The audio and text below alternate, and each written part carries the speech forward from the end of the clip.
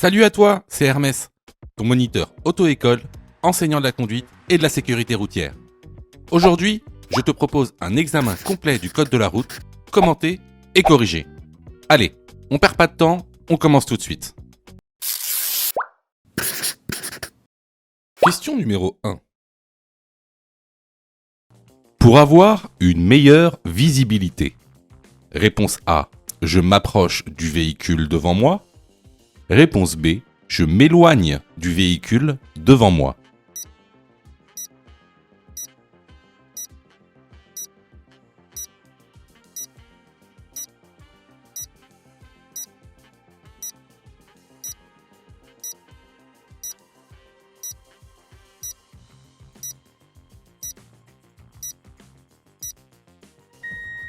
Alors, effectivement, lorsque vous allez avoir par exemple un poids lourd devant vous, vous allez voir que votre visibilité va être très faible. Alors, regarde l'animation. Ici, on est très proche du poids lourd. Notre champ de vision apparaît ici en vert. En rouge, c'est le champ de vision qui est obstrué par le poids lourd. Tu remarqueras que si tu t'éloignes du poids lourd, alors ton champ de vision en vert est plus grand et donc ta visibilité est plus grande et devient meilleure. Donc, pour avoir une meilleure visibilité, je m'éloigne du véhicule devant moi. La bonne réponse est la réponse B. Question numéro 2. Cette voiture a un moteur diesel. Oui, réponse A. Non, réponse B.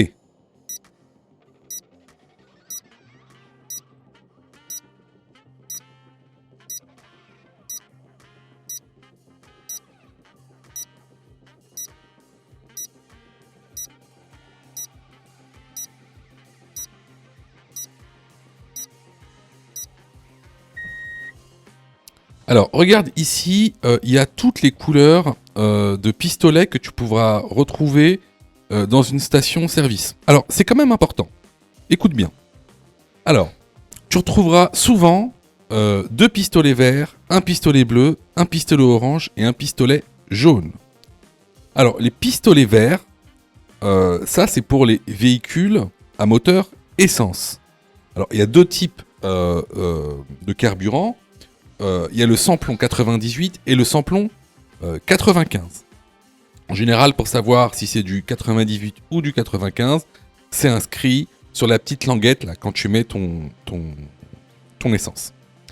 Ensuite, en bleu, on a l'éthanol. Donc ça, c'est pour les voitures qui ont un boîtier éthanol. En général, c'est les véhicules aussi à moteur essence. Ensuite, il y a le pistolet orange. Le pistolet orange, ça, c'est pour les moteurs diesel.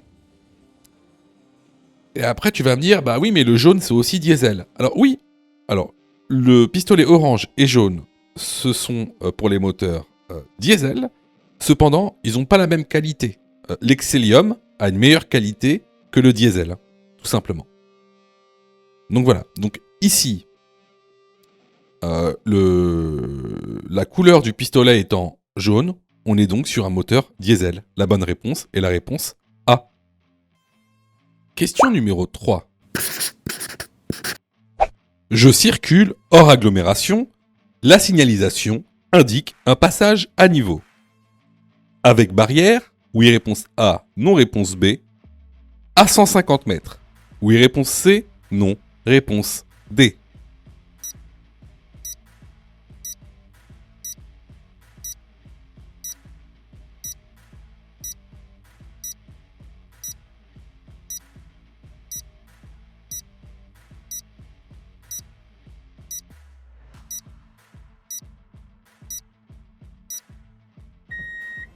Alors, ici, on a une triple signalisation. Alors, tout d'abord, le panneau triangulaire. Donc, ce panneau indique la présence d'un passage à niveau avec barrière. À ne pas confondre avec son pendant, qui est ce panneau, et qui indique un passage à niveau sans barrière ni demi-barrière. Juste en dessous de ce panneau, on a un panonceau. Hein, et comme d'habitude, le panonceau vient préciser le panneau qui est au-dessus. Et donc le panonceau, il nous dit quoi? Il nous dit que ce passage à niveau sera accompagné d'un feu clignotant. Également, en dessous, on a ce qu'on appelle des balises. Alors, ces balises vont te donner la distance à laquelle se trouve ce passage à niveau. Alors, lorsque cette balise a 3 bandes rouges, alors cela veut dire que le passage à niveau se trouve à 150 mètres. Lorsque cette balise a 2 bandes rouges, ça veut dire que le passage à niveau se trouve à 100 mètres. Et lorsque la balise a qu'une seule bande rouge, c'est que le passage à niveau se trouvera à 50 mètres. Donc ici, la signalisation indique un passage à niveau avec barrière, la bonne réponse est la réponse A. À 150 mètres, la bonne réponse est la réponse C. Question numéro 4.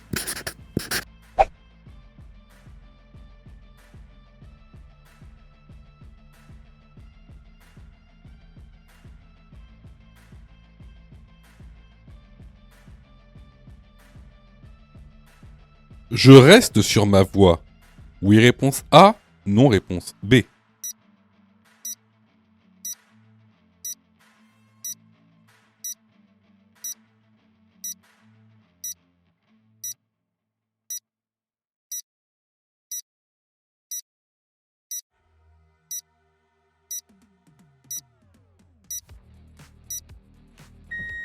Alors, tu remarqueras que la voie qui a devant toi, juste après l'intersection, c'est une voie qui est réservée. D'ailleurs, tu peux voir la délimitation entre la voie de gauche et la voie de droite est matérialisée par une ligne blanche épaisse discontinue.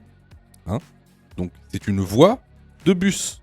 Donc, ici, ce qu'on fait, c'est qu'on va se décaler à gauche pour prendre la voie réservée aux véhicules motorisés standards. Donc, la bonne réponse ici est la réponse B. Question numéro 5. Le temps de réaction dépend. Réponse A, de l'état du conducteur. Réponse B, de l'état de la chaussée.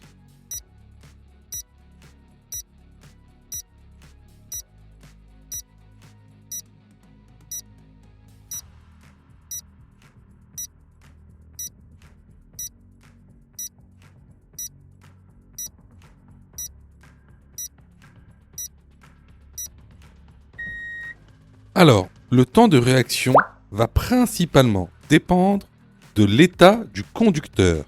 C'est-à-dire, est-ce qu'il est anxieux ou non? Est-ce qu'il a pris des drogues ou non? Est-ce qu'il est fatigué ou non? Ou est-ce qu'il est occupé à faire autre chose? Par exemple, utiliser son téléphone au volant. Donc, la bonne réponse ici va être la réponse A. Question numéro 6. Je suis dans la voie de droite. Je suis bien placé pour tourner à gauche à l'intersection. Oui, réponse A. Non, réponse B.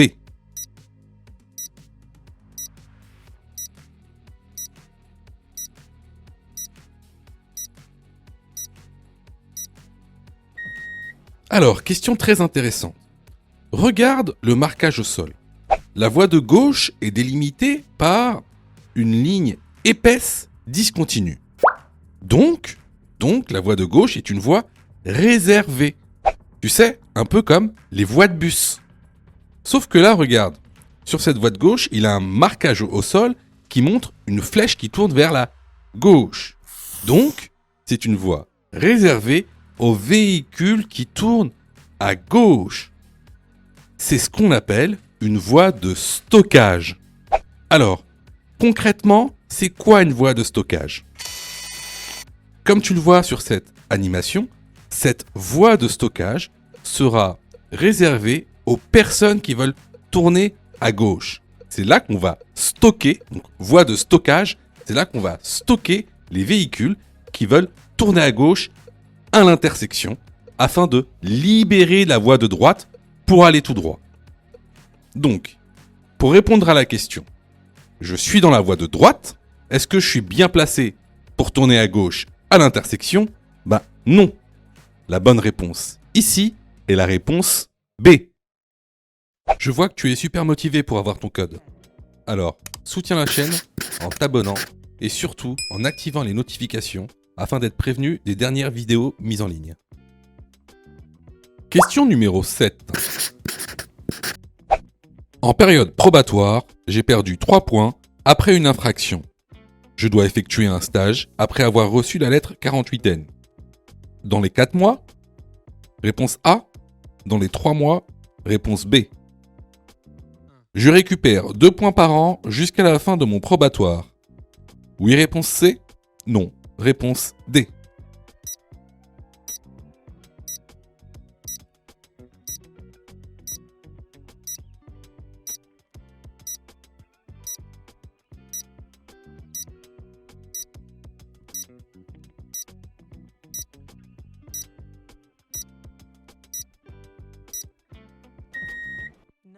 Alors, très important pour les personnes en probatoire. Si vous perdez 3 points ou plus, alors vous serez obligé d'effectuer un stage. Alors, ce stage devra être réalisé dans les 4 mois après réception de la lettre 48N. Il faut aussi que tu saches une chose très importante. Si tu as commis une infraction durant ta période probatoire, alors tu ne pourras récupérer aucun point par an. C'est-à-dire que les 2 points ou les 3 points si tu es en conduite accompagnée que tu récupérais tous les ans, c'est fini. Tu ne les récupères plus. Donc ici, les bonnes réponses sont les réponses A et D. Question numéro 8. Je dois dégivrer les vitres de mon véhicule avant de prendre la route. Oui, réponse A. Non, réponse B.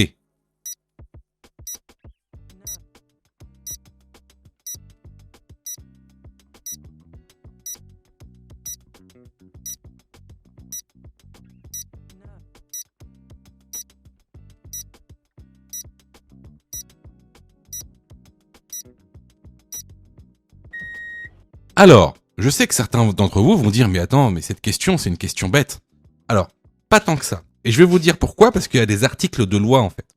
Alors, il faut savoir que le pare-brise est un élément de sécurité, d'accord? Ce pare-brise doit être propre tout le temps. Il doit être visible, en fait. Tout le temps. Sachez que vous risquez une contravention de 3e classe et une amende de 68 € si votre pare-brise est sale ou non visible. Donc, ça peut paraître évident, mais plusieurs personnes, par exemple, vont juste dégivrer le pare-brise, juste dégivrer la fenêtre, ou une partie, ou alors vous roulez avec des pare-brises sales. Et ça, c'est une contravention. Donc oui, je dois dégivrer les vitres de mon véhicule avant de prendre la route. La bonne réponse est la réponse A. Question numéro 9. Je peux dépasser ce véhicule. Oui, réponse A. Non, réponse B.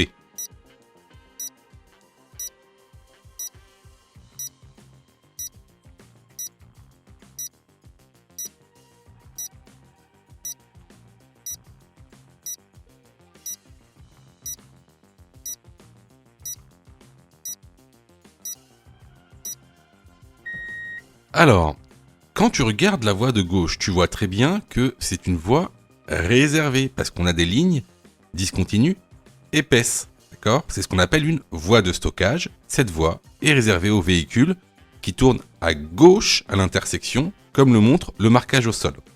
Donc c'est pas une voie pour dépasser. D'accord ? C'est une voie pour tourner à gauche.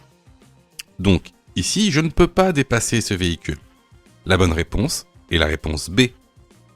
Question numéro 10.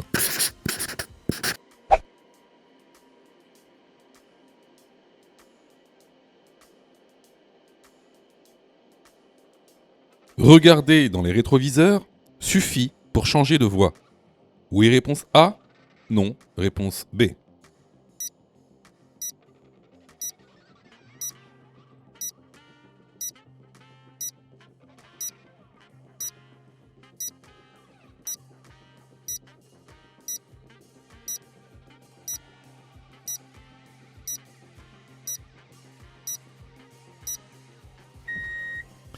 Alors on va juste jeter un petit coup d'œil sur la vidéo. Donc regardez bien là. Que ce soit sur le rétro intérieur ou extérieur, on n'observe aucune voiture à l'horizon. Ni derrière avec les rétros, ni devant. Alors, est-ce que ça suffit pour changer de voie de regarder par les rétroviseurs? Souvenez-vous, on a ce qu'on appelle les angles morts. Donc ici, là, dans la petite animation, vous voyez très bien qu'on a un angle mort dans lequel peut se trouver une voiture. Donc, ça ne suffit pas de regarder dans les rétroviseurs, il faut tourner sa tête pour regarder ce qu'il y a dans l'angle mort. Donc ici, la bonne réponse est la réponse B. Question numéro 11. À partir de ce panneau, je peux rouler à 80 km/h, réponse A. 90 km/h, réponse B. 100 km/h, réponse C. 70 km/h, réponse D.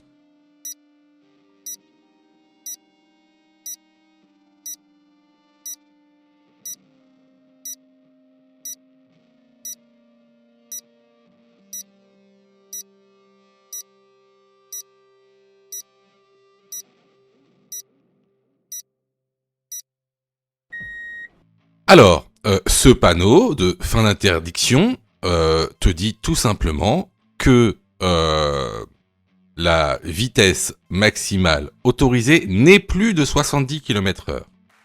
Alors, la vitesse maximale autorisée sera celle qui est réservée à ce type de route. Sur quelle route on est ici? On est sur une route, hors agglomération, à double sens de circulation. Donc, la vitesse maximale autorisée est de 80 km/h. Donc, je peux également rouler à 70 km/h. Les bonnes réponses ici sont les réponses A et D. Question numéro 12. Pour protéger la victime, il faut, réponse A, poser un triangle de présignalisation. Réponse B, déplacer la victime sur le trottoir.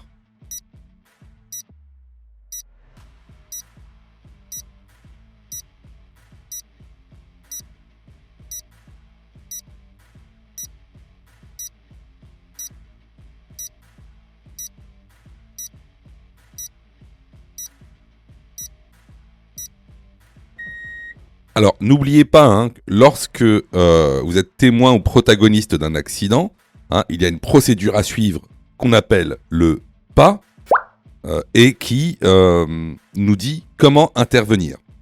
Alors ici, on est dans la protection d'une victime. Donc, comment protéger une victime? C'est très simple. Mettre un triangle de pré-signalisation 30 mètres avant la victime. Et s'il y a un véhicule, mettre le véhicule en feu de détresse pour prévenir les autres usagers. La bonne réponse ici est la réponse A. Alors, attention, tout ce qui est dit sur cette chaîne concernant les secours, les premiers secours à la personne ne sont valables que pour l'examen du code de la route.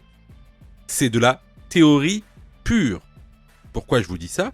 Parce qu'en fait, dans la réalité, il y a plein de cas particuliers. Donc, si vous voulez savoir comment réellement secourir une personne, il faut passer votre brevet de secourisme. D'accord? Donc, ce qui est dit ici n'est valable que pour passer l'examen du code de la route, car c'est de la théorie. On ne fait que balayer les grandes lignes. Question numéro 13. Ces deux piétons ont la même zone d'incertitude. Oui, réponse A, non, réponse B.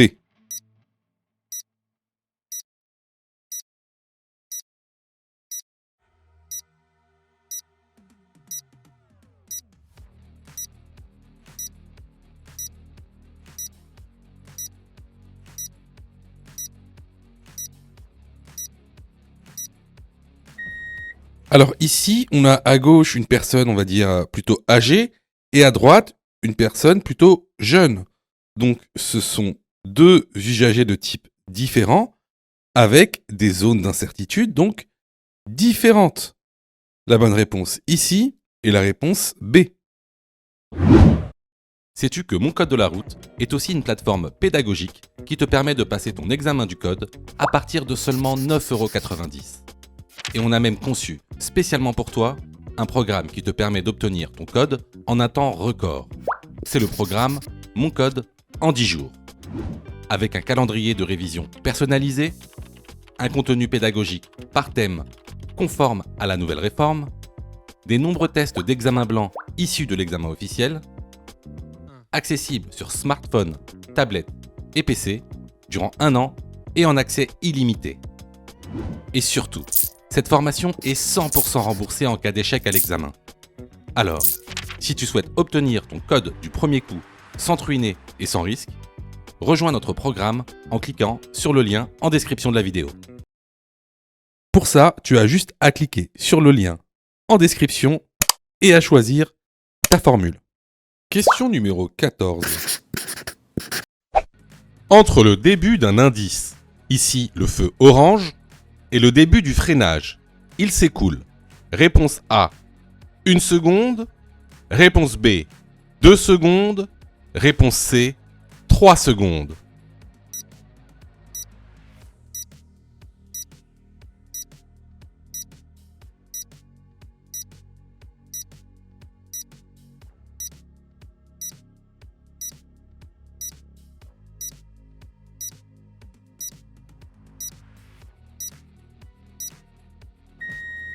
Alors, cette question, elle est super importante car elle est très souvent posée lors des examens officiels du code de la route. Alors, tendez bien l'oreille parce que c'est important.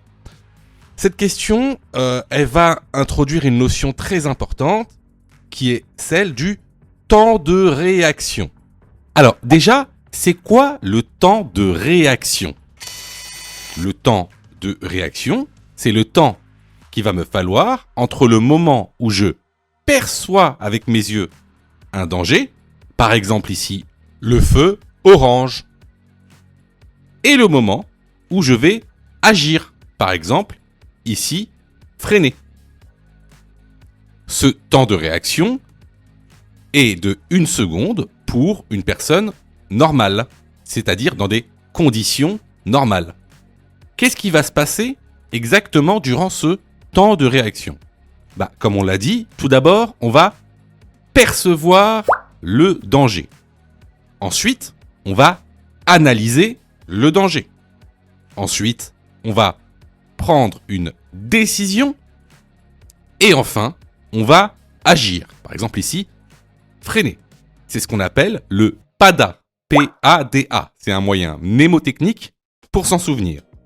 De plus, bon à savoir, durant ce temps de réaction, on va parcourir une certaine distance, qu'on appelle la distance parcourue pendant le temps de réaction. Donc ici, la bonne réponse est la réponse A. Question numéro 15. La vitesse maximale d'un poids lourd est de réponse A, 90 km/h. Réponse B, 110 km/h.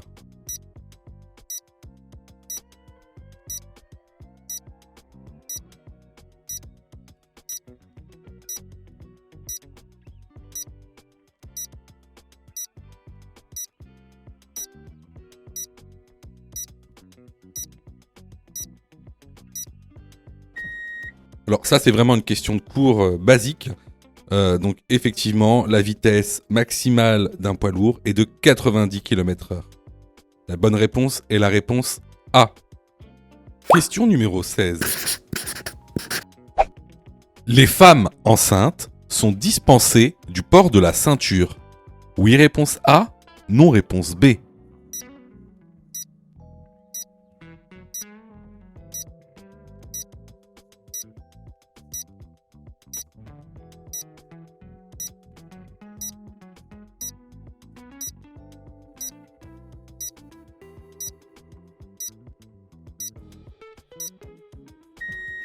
Alors là, c'est vraiment très facile. Donc effectivement, les femmes enceintes ne sont pas dispensées du port de la ceinture de sécurité, à moins qu'elles aient une dérogation écrite par un médecin agréé. Donc ici, la bonne réponse est la réponse B. Question numéro 17. Je circule sur une route à caractère prioritaire. Oui, réponse A. Non, réponse B.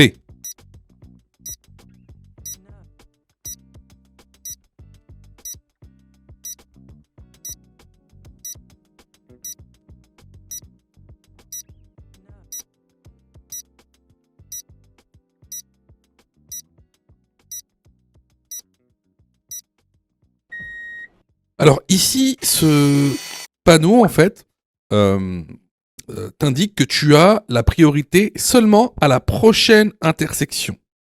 À ne pas confondre avec ce panneau de priorité losange qui indique que tu es sur une route prioritaire. C'est-à-dire que tu as la priorité sur toutes les intersections sur cette route. Donc ici, la bonne réponse est la réponse B. Question numéro 18. Le tableau de bord indique réponse A, le niveau de carburant. Réponse B, l'état de pression des pneus. Réponse C, la quantité de liquide lave-glace.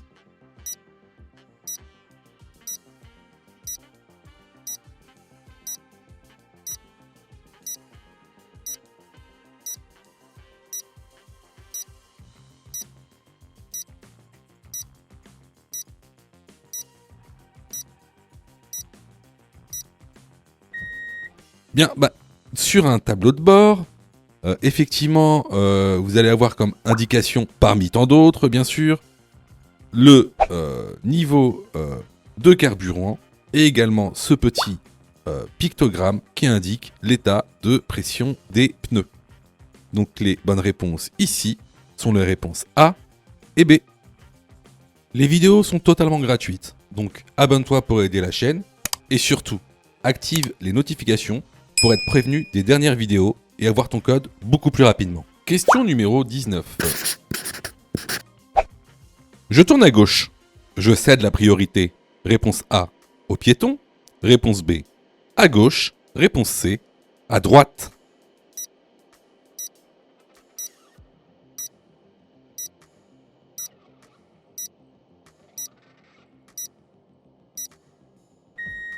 Alors, tout d'abord, vous voyez bien qu'il y a un piéton qui s'engage sur le passage piéton. Donc, je devrais tout d'abord céder la priorité au piéton. Ensuite, ici, on est dans une intersection en T, qui est gérée ni par une signalisation verticale, ni par une signalisation horizontale. Donc, ici, la règle de priorité qui s'applique, c'est la priorité à droite. Je dois donc céder la priorité au véhicule venant de droite avant de pouvoir tourner à gauche. Les bonnes réponses ici sont les réponses A et C. Question numéro 20. Je conduis un véhicule automatique. Pour quitter le véhicule, je place le sélectionneur sur réponse A, S. Réponse B, D. Réponse C, P. Réponse D, N.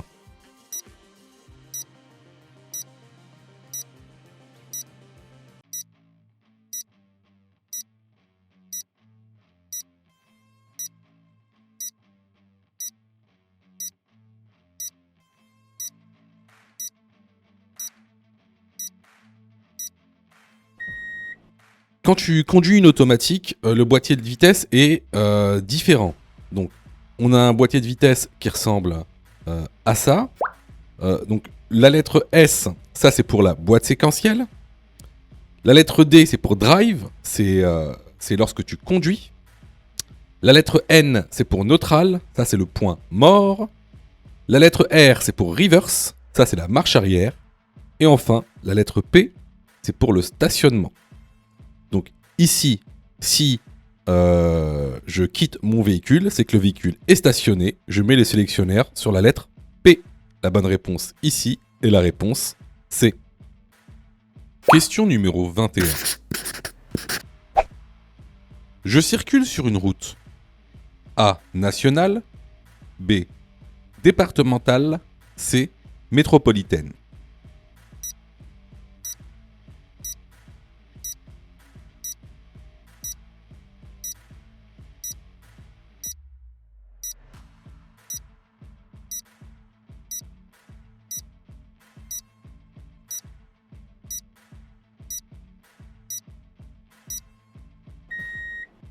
Alors encore une fois, ça c'est des questions purement de cours.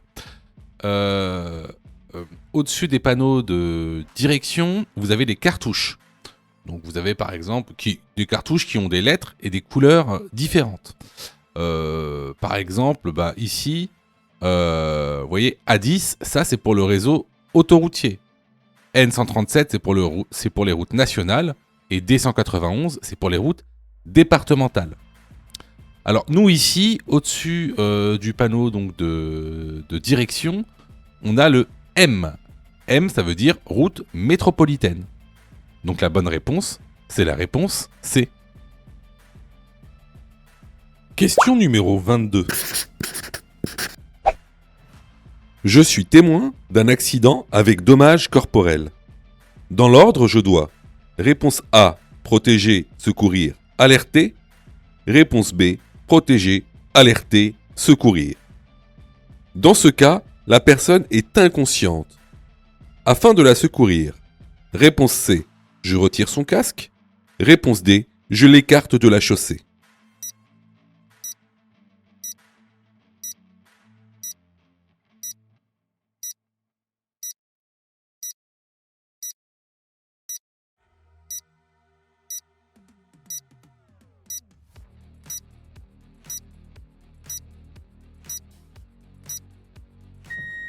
Alors, si vous êtes témoin ou partie prenante d'un accident avec dommages corporels, vous devez tout d'abord protéger, ensuite alerter et en dernier lieu secourir. C'est ce qu'on appelle le PAS. P-A-S. C'est un moyen mnémotechnique pour s'en souvenir. Alors, ici, on est dans le cas d'un motard inconscient. Alors, surtout, lorsque vous avez affaire à un motard, ne jamais retirer son casque. Vous pouvez par exemple, afin qu'il respire mieux, vous pouvez relever la visière, mais ne jamais retirer le casque. Est-ce que je l'écarte de la chaussée ? Non, la personne est inconsciente, donc il ne faut jamais écarter une personne vers le bord de la route si elle est inconsciente. À part risque de suraccident, bien sûr. Mais dans les cas généraux, on ne fait pas ça. La victime est inconsciente, donc la bonne chose à faire ici, c'est de la mettre en PLS, donc en position latérale de sécurité. Donc ici, la bonne réponse va être la réponse B.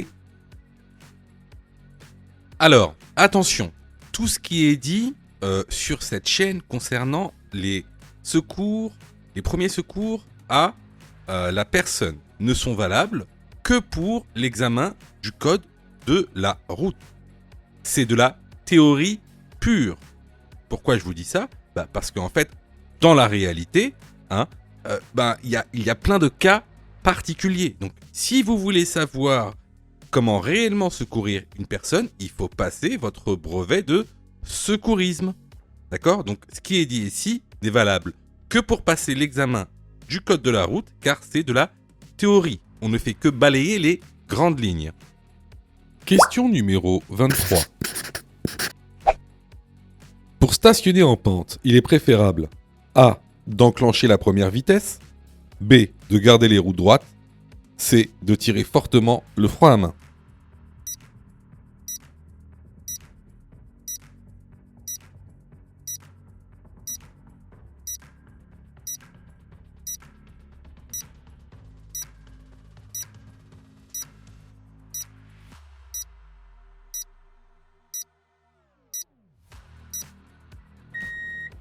Alors, lorsque vous stationnez donc en pente, il faudra donc bien sûr enclencher la première vitesse, tourner les roues du côté trottoir et de tirer fortement le frein à main. Les bonnes réponses ici sont les réponses A et C. Question numéro 24. L'utilisation du téléphone au volant multiplie par 3 le risque d'accident. Oui, réponse A, non, réponse B. Constitue une infraction. Oui, réponse C, non, réponse D.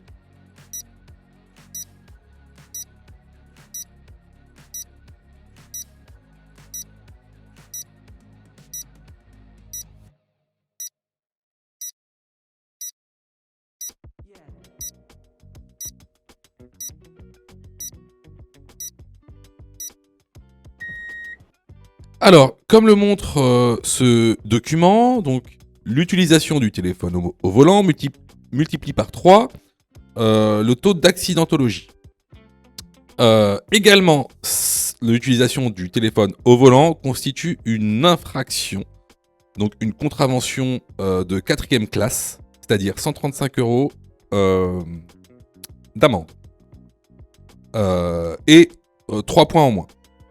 Alors, à savoir que si vous commettez cette infraction en concomitance avec une autre infraction, ça peut être, je sais pas moi, le non-respect des distances de sécurité, eh ben, la police peut vous suspendre votre permis. Voilà. Ça, c'est bon à savoir. Donc ici, les bonnes réponses vont être les réponses A et C. Question numéro 25. La prise de cannabis augmente la prise de risque. Oui, réponse A. Non, réponse B. Augmente le temps de réaction. Oui, réponse C. Non, réponse D.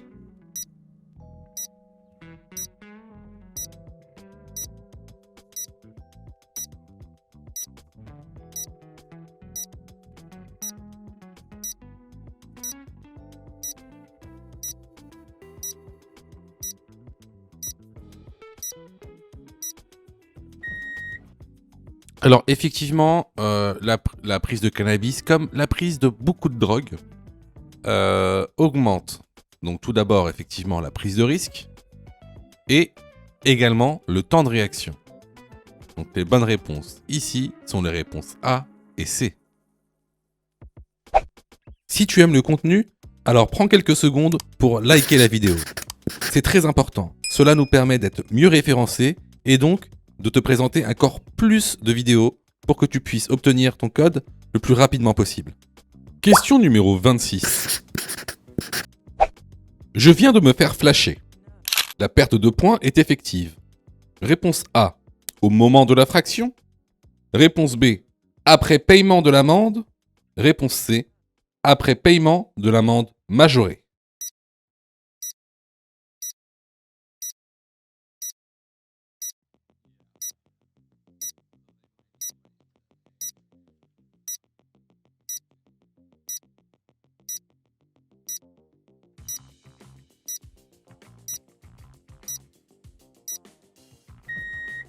Alors, si vous venez de vous faire flasher et que vous avez une perte de points, alors sachez que la perte de points est effective après paiement de l'amende.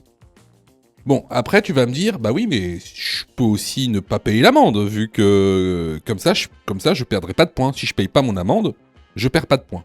Alors non. Qu'est-ce qui va se passer si tu payes pas ton amende? Si tu payes pas ton amende, tu recevras un autre courrier avec une demande de paiement de l'amende majorée. Donc, si à partir de ce moment-là,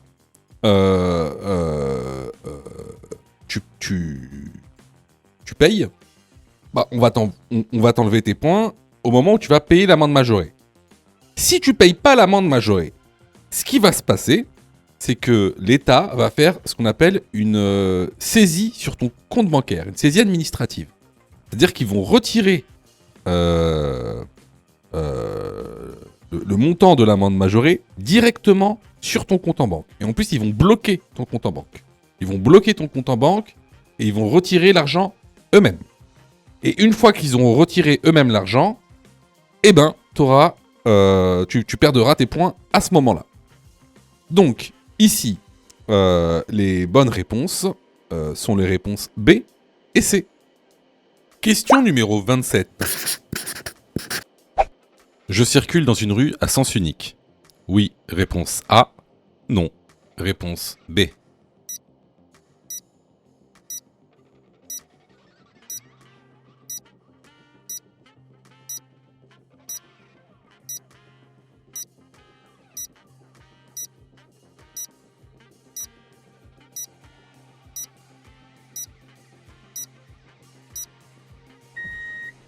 Alors, tu peux voir ici qu'il y a un stop. Donc ce stop, il sera toujours accompagné par un marquage au sol, donc une ligne blanche. Si tu regardes bien, le marquage au sol va du trottoir de gauche jusqu'au trottoir de droite. Ce qui signifie bien que tu es dans une rue à sens unique. La bonne réponse, c'est la réponse A. Question numéro 28. J'aborde un carrefour à sens giratoire. Réponse A. Je cède la priorité à gauche. Réponse B. Je cède la priorité à droite.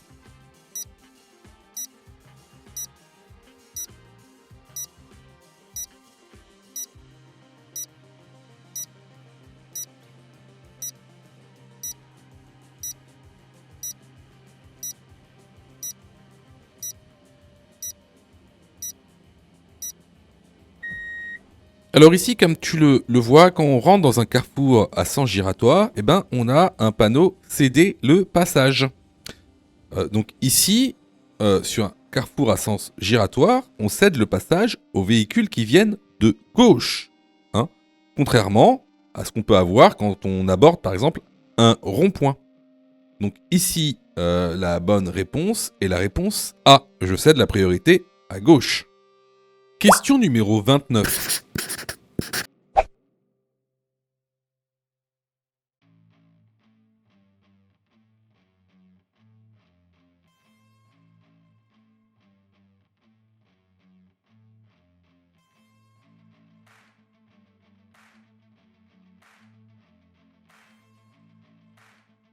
Dans ce contexte, réponse A, je m'arrête juste derrière le bus. Réponse B, je m'arrête avant le passage piéton.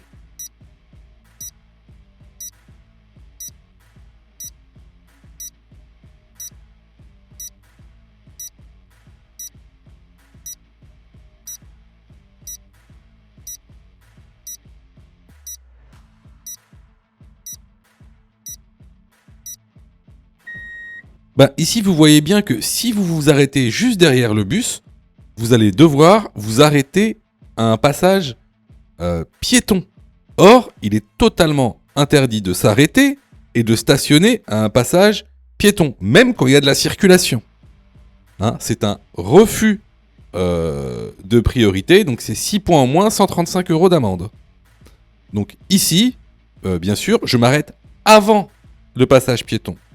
La bonne réponse ici est la réponse B. Question numéro 30. Au passage piéton, je passe. Oui, réponse A. Non, réponse B.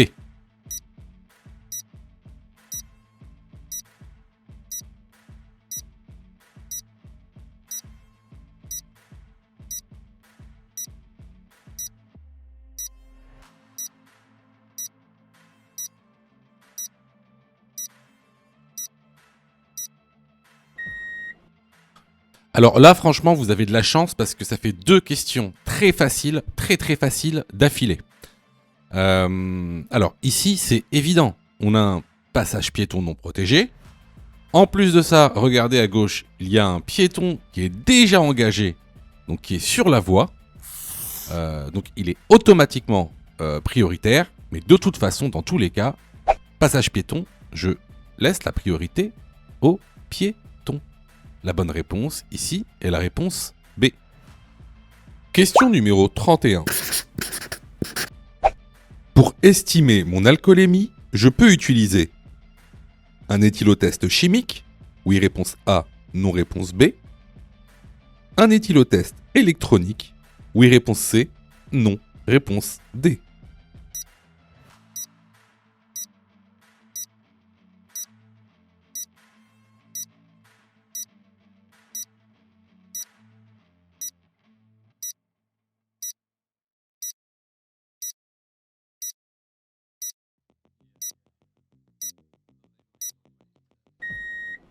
Alors, pour estimer votre alcoolémie, vous avez le choix. Vous pouvez soit utiliser un éthylotest chimique, ou soit utiliser un éthylotest électronique. Les bonnes réponses ici sont les réponses A et C. Question numéro 32. Il est préférable de retirer son manteau avant de s'installer au volant. Oui, réponse A. Non, réponse B.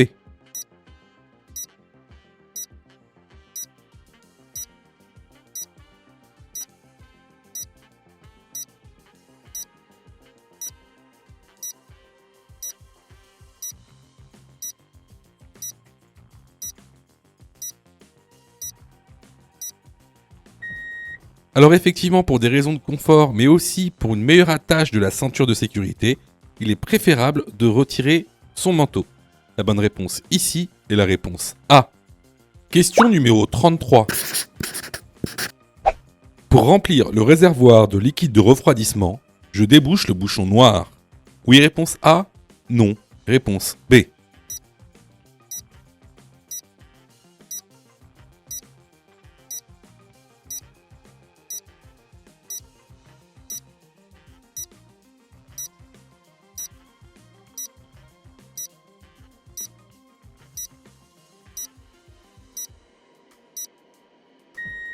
Alors effectivement, le bouchon du liquide de refroidissement est celui qui est noir. Concernant le bouchon bleu, c'est le bouchon du réservoir du liquide de lave-glace. La bonne réponse ici est la réponse A. Je vois que tu es super motivé pour avoir ton code. Alors, soutiens la chaîne en t'abonnant et surtout en activant les notifications afin d'être prévenu des dernières vidéos mises en ligne. Question numéro 34. J'installe mon chien. Réponse A, à l'avant.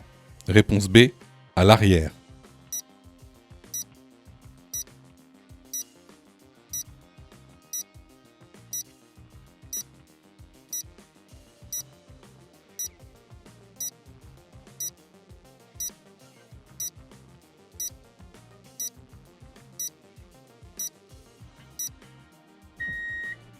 Alors, il faut que tu saches, si tu as un chien, qu'il ne faut jamais l'installer à l'avant.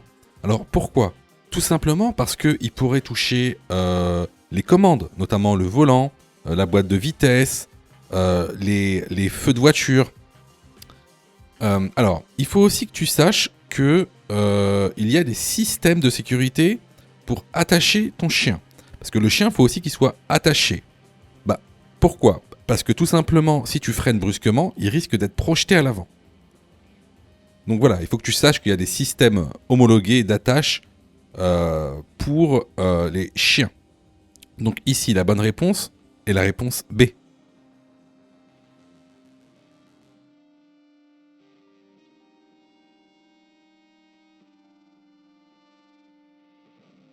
Question numéro 35. En ville, il est plus rapide d'effectuer un petit trajet à pied qu'en voiture. Oui, réponse A. Non, réponse B.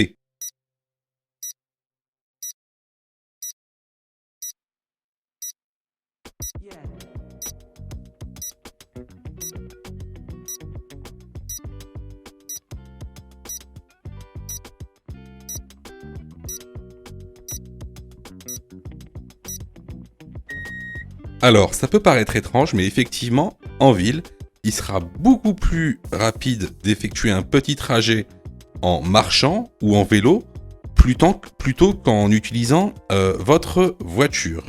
Donc la bonne réponse ici est la réponse A. Question numéro 36. Je ralentis. Réponse A, pour contrer la force centrifuge. Réponse B, pour garder le contrôle du véhicule.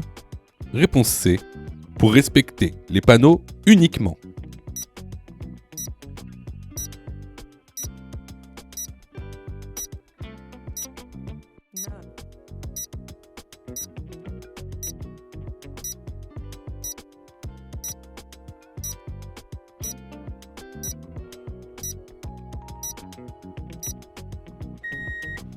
Alors là, on rentre dans une trajectoire courbe.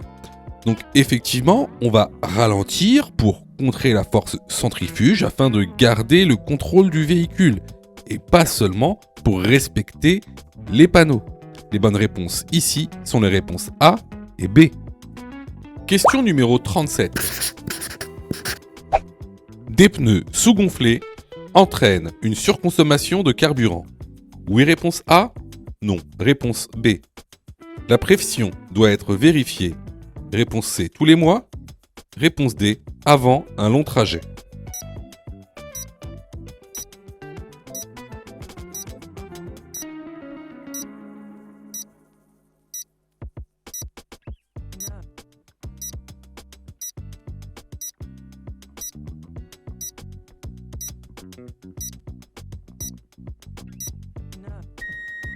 Alors oui, des pneus sous-gonflés vont provoquer une surconsommation en carburant. Et les pneus doivent être vérifiés une fois par mois et avant un long trajet. Les bonnes réponses ici sont les réponses A, C et D. Question numéro 38. Je prends le risque de dépasser le camion par la droite. Oui, réponse A. Non, réponse B.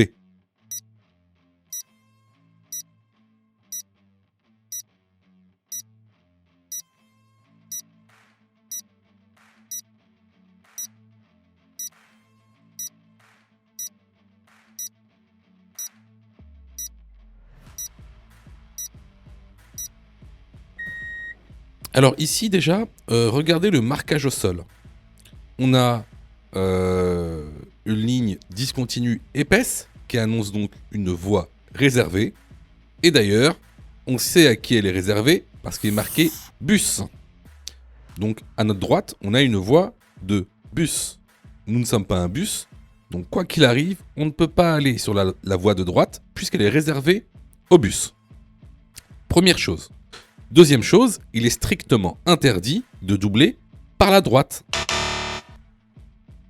Donc, au vu de ces deux arguments, je ne prends pas le risque de dépasser le camion par la droite. La bonne réponse est la réponse B.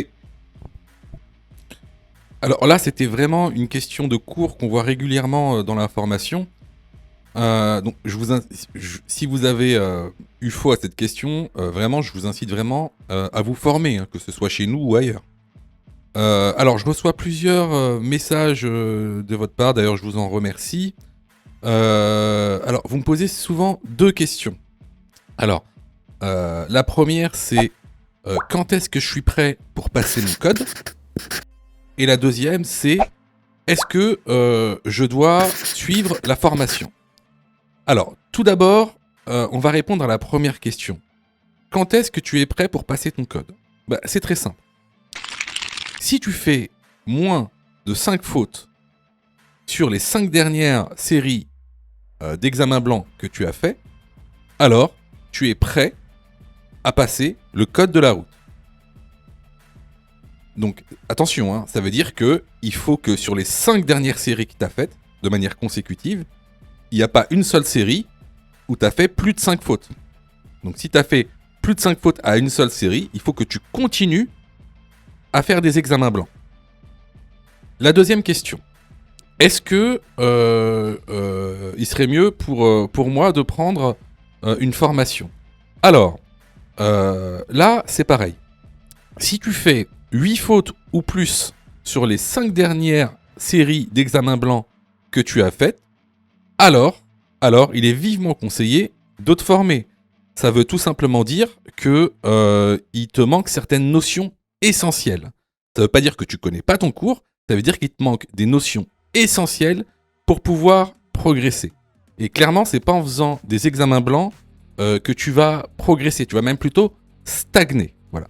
Donc si tu as fait 8 fautes ou plus sur l'une des 5 dernières séries que tu as faites, je te conseille vivement de te former. Surtout que on a mis en place donc une plateforme pédagogique qui répond vraiment à tous vos besoins. On a fait en sorte que tout le monde puisse se former au code de la route.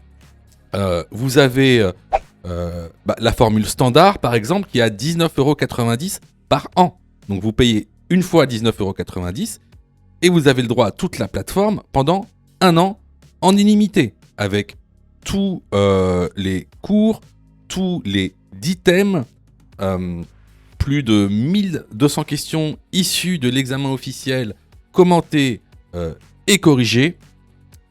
Vous avez pour ceux, par exemple, qui veulent passer leur code rapidement, la formule à mon code en 10 jours, pour passer son code en 10 jours, qui est à 39,90 € par an, en illimité. Et en plus, si vous ratez votre code, eh ben vous êtes 100% remboursé, seulement en envoyant votre preuve d'échec. Sinon, pour ceux qui le souhaitent, vous avez la plus petite formule, la formule basique, qui est à 9,90 € par semaine. Celle-ci, c'est une formule qui est hebdomadaire, qui en général est réservée à ceux qui ont déjà passé leur code et qui ont échoué. C'est une sorte de remise à niveau. Donc, vraiment, il y en a pour tous les besoins et il y en a aussi pour tous les prix. Et c'est vraiment pas cher. Ce serait bête de rater son code alors que vous auriez pu vous former pour 9,90 €. Pour ça, tu as juste à cliquer sur le lien en description et à choisir ta formule. Question numéro 39. Le système Start and Stop permet de réduire la consommation. Oui, réponse A, non, réponse B.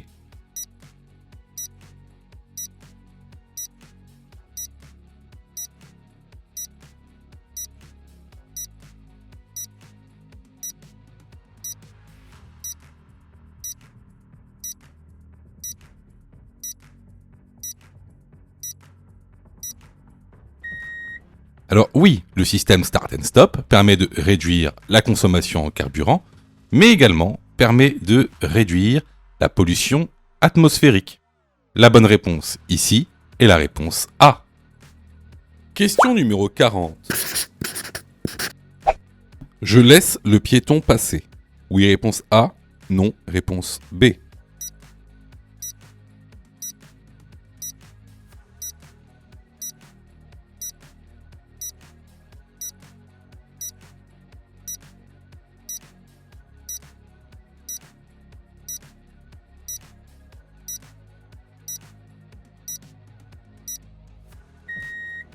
Alors ici, vous voyez qu'il n'y a pas de passage piéton.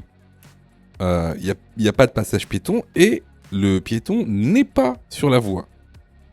Donc, aucune raison de laisser passer le piéton. De plus, il y a un véhicule derrière. Vous voyez, dans le rétro, il y a un véhicule rouge. Ce véhicule rouge, peut-être qu'il n'a pas vu le piéton. Donc, qu'est-ce qui se passe ? Si vous vous arrêtez pour laisser passer le piéton, le véhicule rouge, lui, il va avoir une incompréhension, il va pas savoir pourquoi vous vous arrêtez, et lui, il va accélérer. Et il risque d'entrer en collision avec le piéton. Donc ici, je ne laisse pas passer le piéton. La bonne réponse est la réponse B. Si tu as fait 8 fautes ou plus, ne panique pas. Rejoins-nous sur notre plateforme pédagogique en ligne en cliquant sur le lien en description de la vidéo. Tu pourras alors choisir la formule qui te convient. N'oublie pas de liker la vidéo et de t'abonner pour recevoir toutes les dernières notifications. Tu peux aussi continuer à t'entraîner en cliquant sur l'une des vidéos qui s'affichent.